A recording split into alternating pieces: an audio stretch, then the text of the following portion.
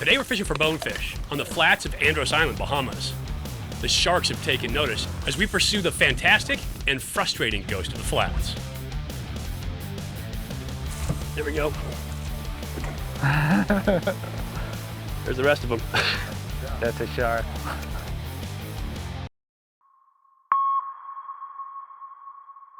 Hey everybody, welcome to Familiar Waters. I'm Mike Pulaski. Today we're after the ghost of the flats, the bonefish, and we're fishing the waters off of Andros Island, Bahamas. Now Andros has the largest bonefish population in the world, and actually on this trip we're down with Bonefish and Tarpon Trust, who are doing a study on the bonefish populations and different species that live down there. One of the things about bonefish is they are hyper tide dependent.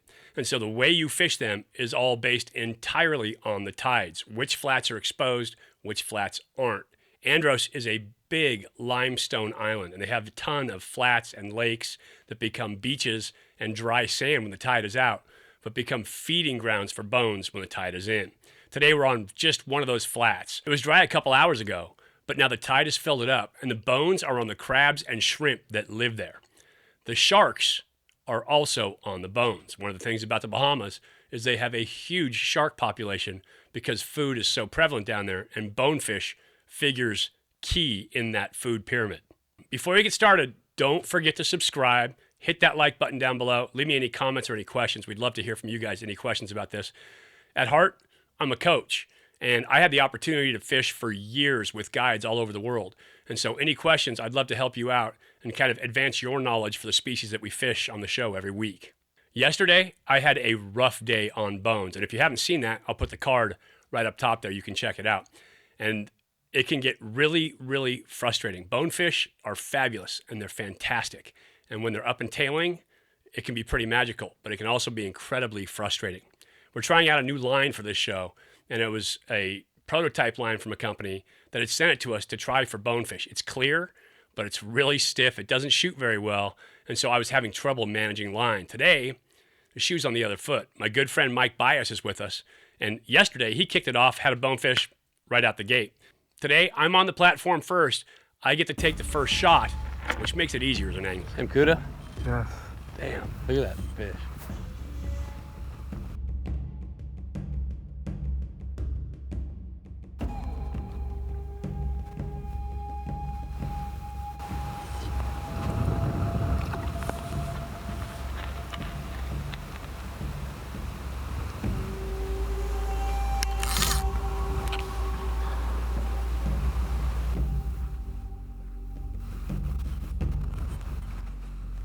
See it?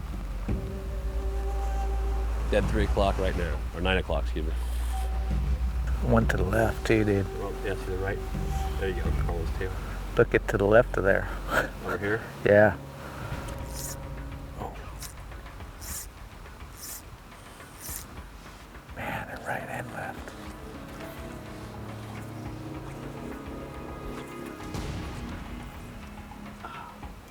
That's good. That's good. Here, take that one. Give me.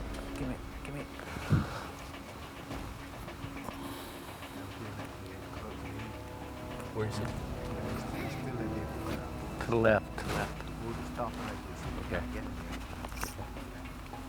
Where are you looking? Right here, left. Right in there. Oh, I see the push, yeah.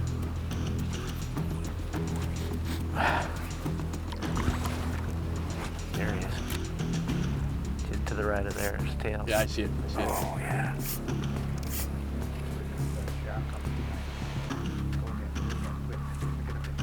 He's on it. There we go. There's the rest of them. That's a shark.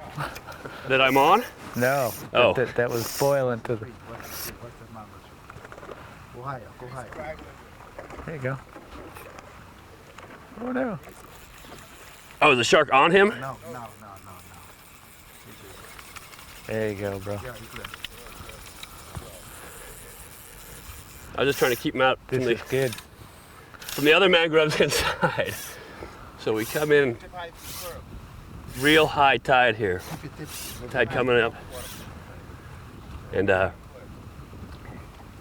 We got fish tailing back in the side of this little mangrove island.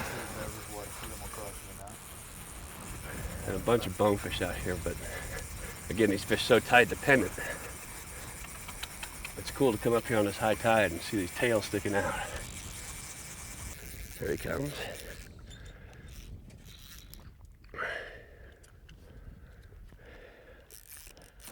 Good shot. Yep, over. Okay. These fish, depending on their size, if you catch a 3-pound fish, he'll give you about 3 good runs. You catch a 4-pound fish, he'll give you about 4 good runs. It's about number 2 for this guy, and he's pretty close.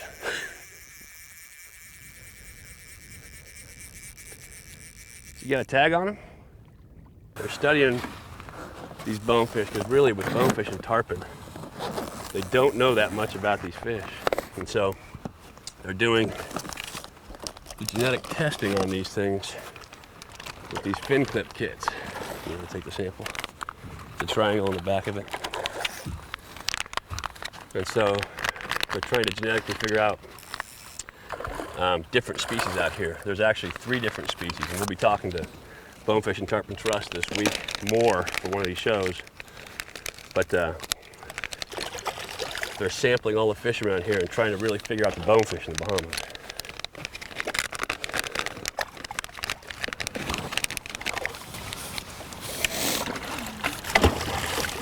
Oh, shark.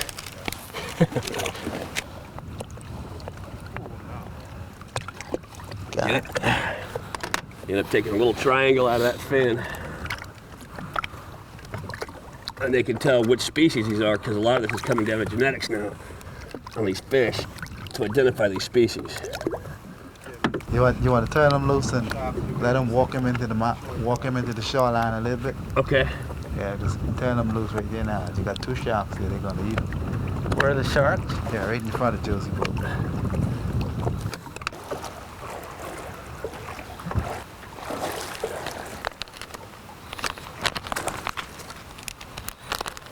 Give him a little chance to escape by getting back in the mangroves. Give him a head start at least, if nothing else.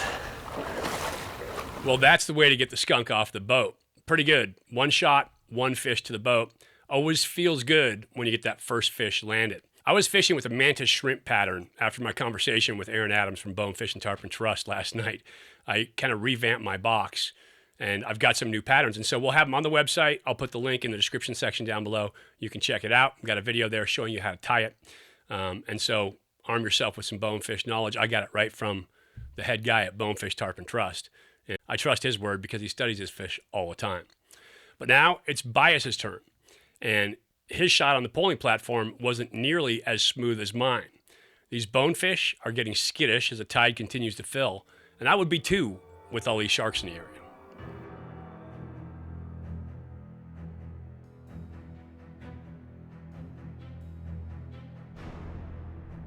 The thing about being out here in the flats is these sharks are up here and they're chasing the bones.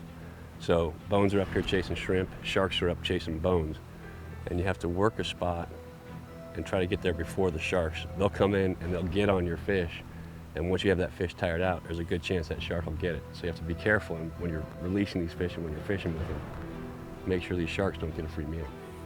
That's what they're looking for. Better not get too close to the boat or else they're gonna end up with a headache. Yes. Oh yeah.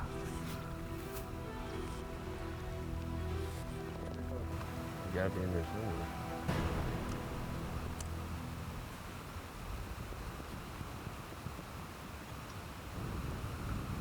Looking for singles and doubles, Mike. I got you. Singles and doubles. Right, straight behind us, right into the Oh, yeah. behind the tree. 2 of them. All the way up against the mangrove. See 'em?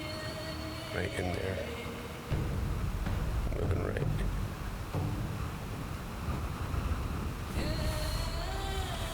This one or now? Yeah.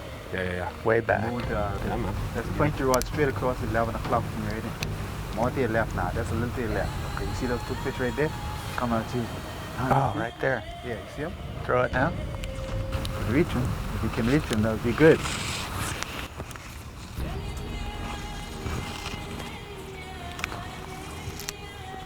Too right. You're in the middle right now.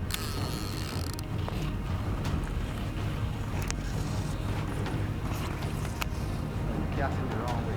Oh, there he is. Yeah, oh, that's a big fish too.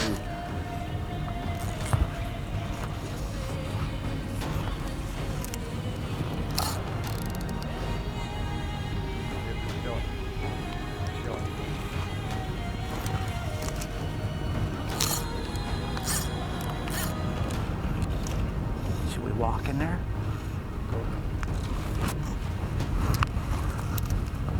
We're walking. Yeah.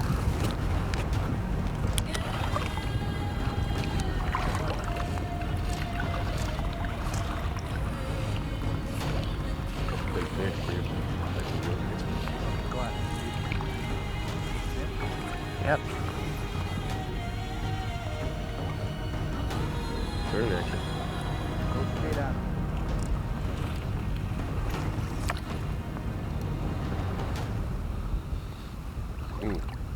These things are tough because you may feel like you have the perfect shot.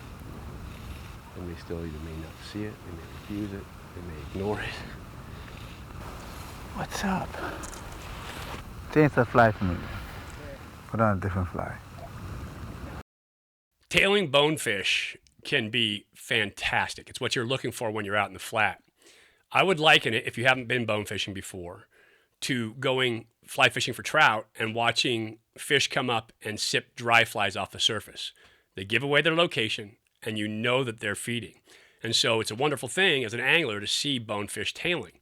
But it can also be incredibly frustrating because if you see them tailing, you know they're eating and you know the location, but you can't get them to eat your fly, it'll drive you nuts. But just like trout, if they're sipping a size 18 PMD emerger and you don't have one in your box, you're going to be in trouble. So obviously we didn't have the right bug on. Bias made several shots in good position and these fish just weren't having it. And so we made a fly change. Luckily, this flat is absolutely loaded with bones. We're changing to what's called a squimp pattern. I picked this one up years ago, and it's one of my favorite go-to flies for bonefish. Again, we'll put a link down below. You can see the article online. This one's great in terms of bonefish flies because it's quick to tie. You can tie a bunch of them in a night, go out and fish them, and they're pretty durable in the flats as well. So one of my favorites, lots of rubber legs, a little bit of flash, easy to tie, and bonefish seem to love them. But we're going smaller, less obtrusive when it hits the water, and bias gets a little more action. Okay, you can reach it now. You see him? Yep.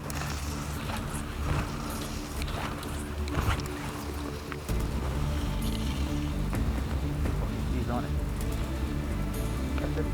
He's on it. There we go. Yeah, dude, man. Oh, God. Oh.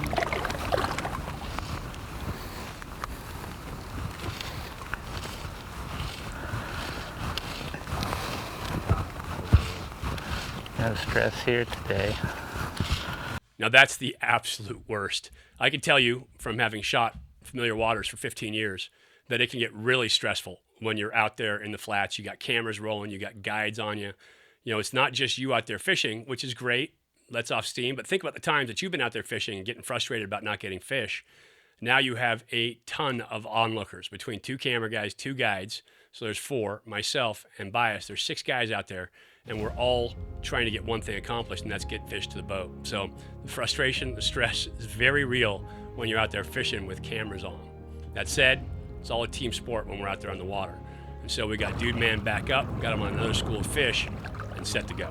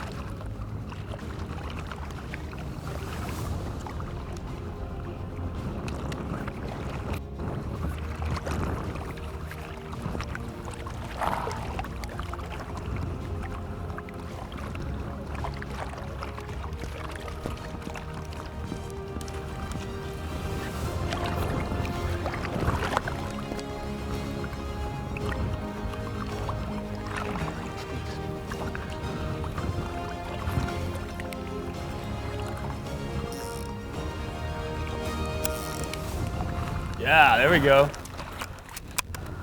Don't say there you go, dude. All right, dude, man.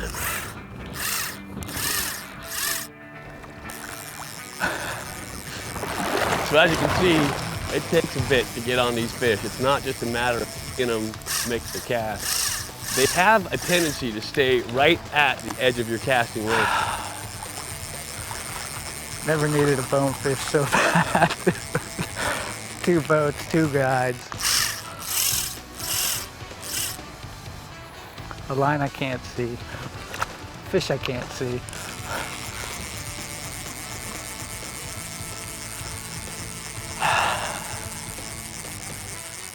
Just stand on the front and pray enough it'll happen. Nah, he's a little guy. Oh, yeah. He's right there. See, you can't see either. No, I can't. Feel better now? When in doubt, take them to schools. Huh? When in doubt, take them to schools. Yeah. One piece is gonna cut, so we don't drop it. There you go, bro. Good.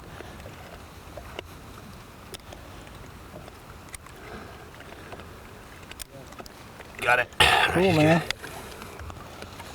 Get him back in. And we've got another mark here.